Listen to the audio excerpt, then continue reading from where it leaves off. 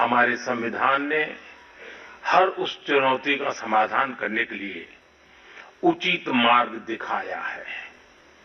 इसी कालखंड में आपातकाल जैसा समय भी आया और हमारे संविधान ने लोकतंत्र के सामने आई इस चुनौती का भी सामना किया। हमारा संविधान देश की हर जरूरत, हर अपेक्षा पर खरा उतरा है। संविधान से मिली इस शक्ति की वजह से ही आज जम्मू कश्मीर में भी बाबा साहब का संविधान पूरी तरह लागू हुआ है। आज वहां पहली बार संविधान दिवस मनाया गया है। साथियों, आज भारत परिवर्तन के इतने बड़े दौर से गुजर रहा है। ऐसे अहम समय में भारत का संविधान ही हमें रास्ता दिखा रहा है, हमारे लिए गाइडिंग लाइट बना हुआ है। साथियों, भारत के भविष्य का मार्ग अब बड़े सपनों, बड़े संकल्पों की सिद्धि का है। आज हर देशवासी का एक ही ध्येय है, विकसित भारत का निर्माण। विकसित भारत का मतलब है जहां देश के हर नागरिक को एक क्वालिटी ऑफ लाइफ मिल सके, डिग्निटी ऑफ लाइफ मिल सके। ये सामाजिक न्याय, सोशल जस्टिस का भी बहुत बड़ा माध्यम है और ये संविधान की भी भावना है। इसलिए बीते वर्षों में देश में लोगों के बीच आर्थिक और सामाजिक समानता लाने के लिए कई कदम उठाए गए हैं। बीते 10 वर्षों में 53 करोड़ से ज्यादा ऐसे भारतीयों का बैंक खाता खुला है जो बैंक के दरवाजे तक नहीं पहुंच पाते थे। बीते 10 वर्षों में 4 करोड़ ऐसे भारतीयों को पक्का घर मिला है जो कई कई पीढ़ियों से बेघर थे। बीते 10 वर्षों में 10 करोड़ से ज्यादा ऐसी महिलाओं को मुफ्त गैस कनेक्शन मिला है जो बरसों से अपने घर में गैस पहुंचने का इंतजार कर रही थी। हमें आज के जीवन में बहुत आसान लगता है कि घर में नल खोला और पानी आ गया, लेकिन देश में आजादी के 75 साल बाद भी सिर्फ 3 करोड़ घर ही ऐसे थे जिनमें नल से जल आता था। करोड़ों लोग तब भी अपने घर में नल से जल का इंतजार कर रहे थे। मुझे संतोष है कि हमारी सरकार ने 5-6 साल में 12 करोड़ से ज्यादा घरों को नल से जल देकर नागरिकों का और विशेषकर महिलाओं का जीवन आसान बनाया है। संविधान की भावना को सशक्त किया है।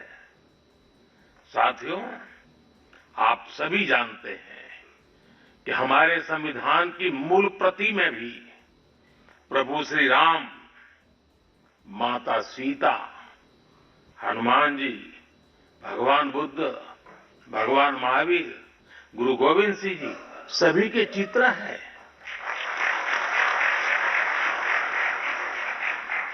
भारत की संस्कृति के प्रतीक इन चित्रों को संविधान में इसलिए स्थान दिया गया ताकि वो हमें मानवीय मूल्यों के प्रति सजग करते रहे। ये मानवीय मूल्य आज के भारत की नीतियों और निर्णयों का आधार है। भारतीयों को त्वरित न्याय मिले, इसके लिए नई न्याय संहिता लागू की गई है। दंड आधारित व्यवस्था अब न्याय आधारित व्यवस्था में बदल चुकी है।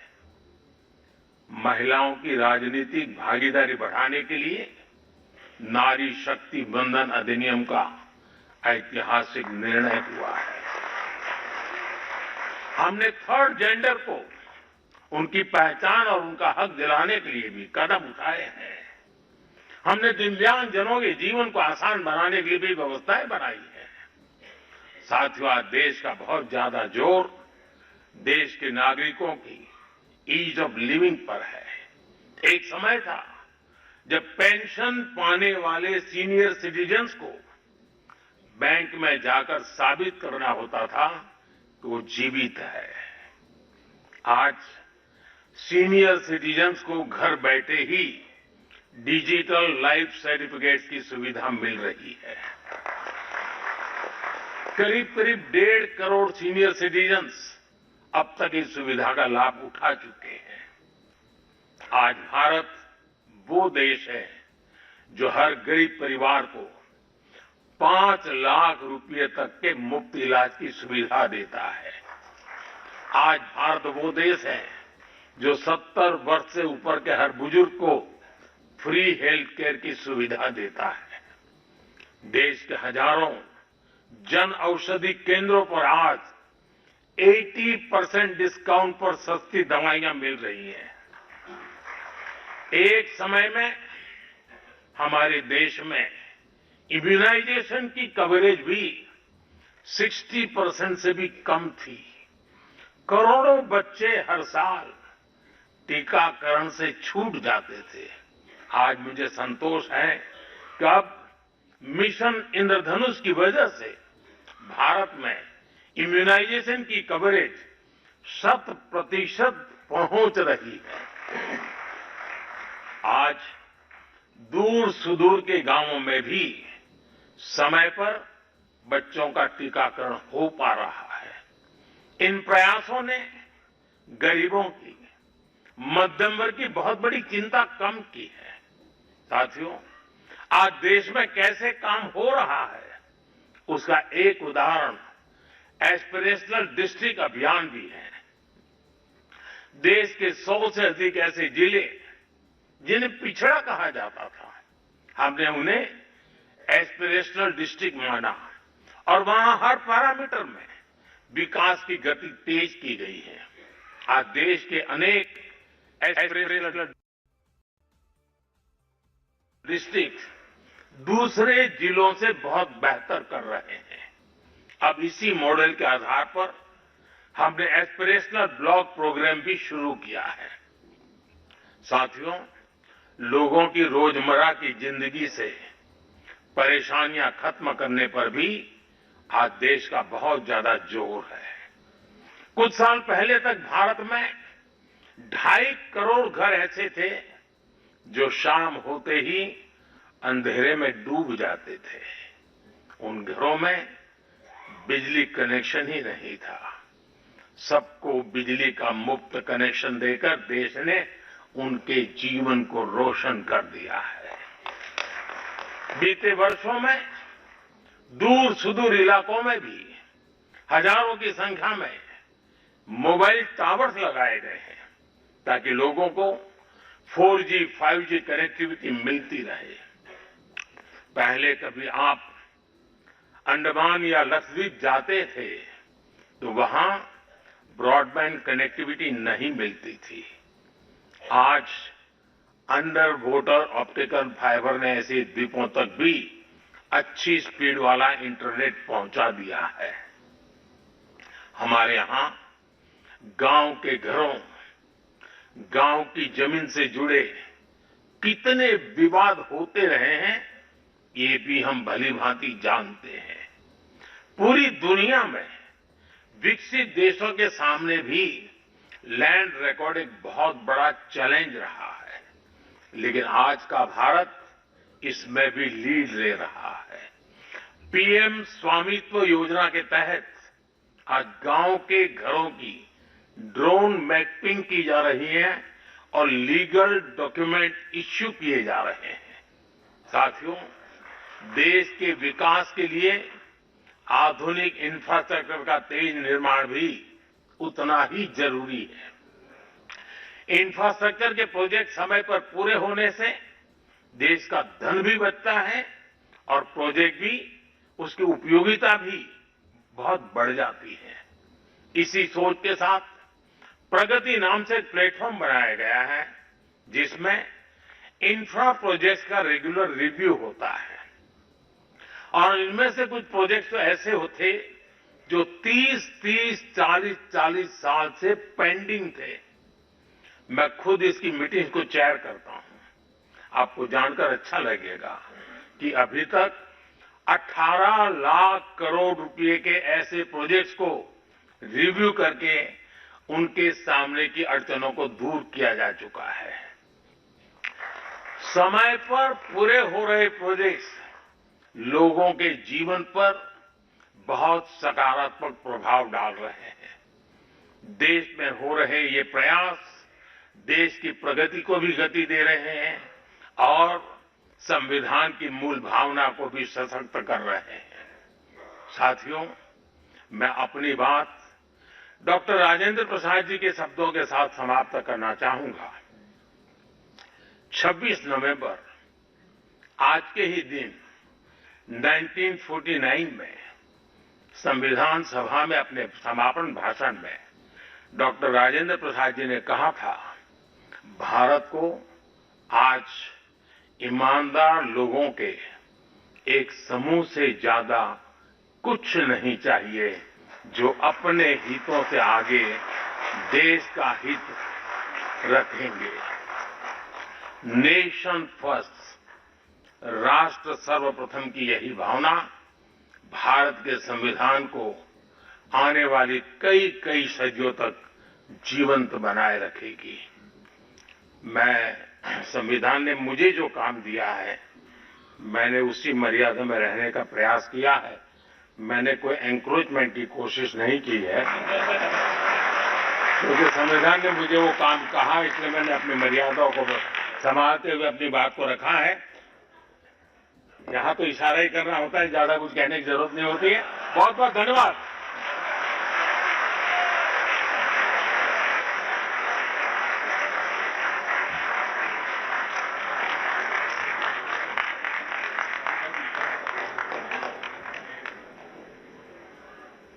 आदरणीय प्रधानमंत्री जी, आपके गरिमामय उद्बोधन के लिए हम तहे दिल से आपको आभार व्यक्त करते हैं। Finally, I request Honorable Shri Justice Suryakant, Judge, Supreme Court of India, to kindly propose the vote of thanks.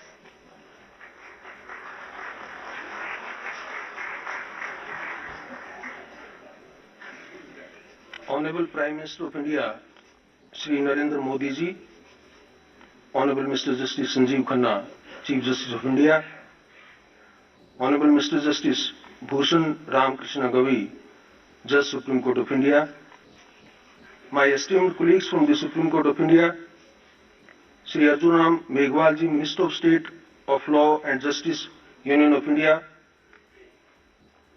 Honorable former Chief Justices of India and Honorable former Judges of the Supreme Court, Chief Justice and Judges of Delhi and other High Courts, Shri R. Venkat Ramani, Attorney General for India, Shri Manan Kumar Mishra, Chairman Bar Council of India, Shri Tushar Mehta, Solicitor General of India and other senior law officers of Union of India, Mr. Kapil Sibal, President Supreme Court Bar Association, senior advocates and other members of the Supreme Court Bar Association, Secretary General and other officers of the Supreme Court, members of the legal fraternity, friends from media, ladies and gentlemen, Namaskar, good evening to all.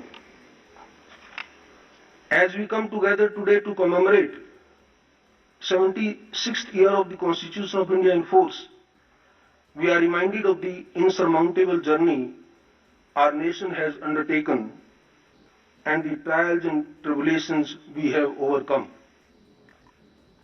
At the same time, today is a day to reflect and remind ourselves that our quest for justice, equality and progress is an ongoing journey with much more to accomplish.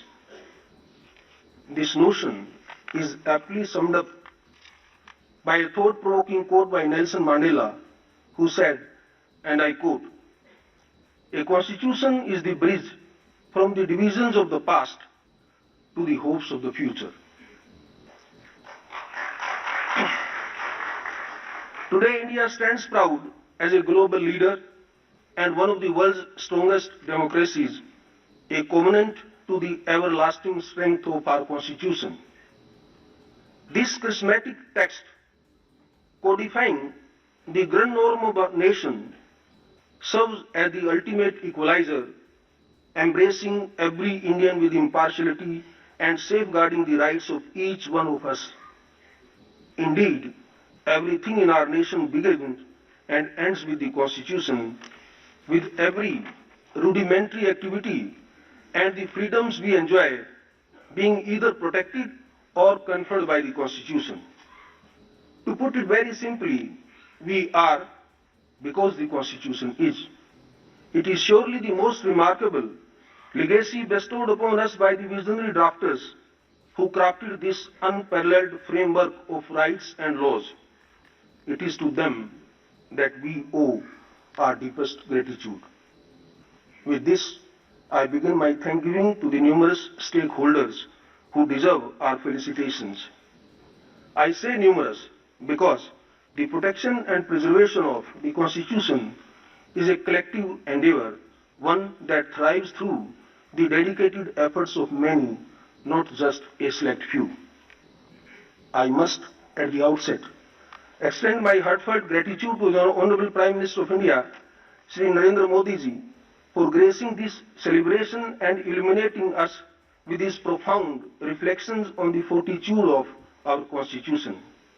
On behalf of the Supreme Court of India, I convey our earnest appreciation for the ever-continued support extended to Indian judiciary by the Honorable Prime Minister.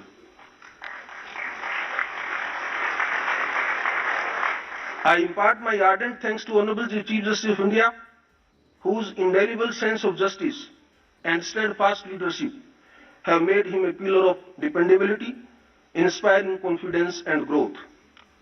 In the same spirit, I wish to acknowledge the inestimable contributions and tenacious dedication of all my esteemed brother and sister judges of the Supreme Court, as well as those serving across the high courts of our nation. Together, the judiciary prevails resolutely as the unwavering guardian of the Constitution and the torch-bearer of justice. I sincerely thank Shri Arjun Ram Meghwal ji for his consistent efforts to make justice more accessible and his active participation in countless joint initiatives which have been invaluable to our shared mission. I am thankful to the Honorable Chief Justice of India, former judges of the Supreme Court of India who are present here to grace this occasion.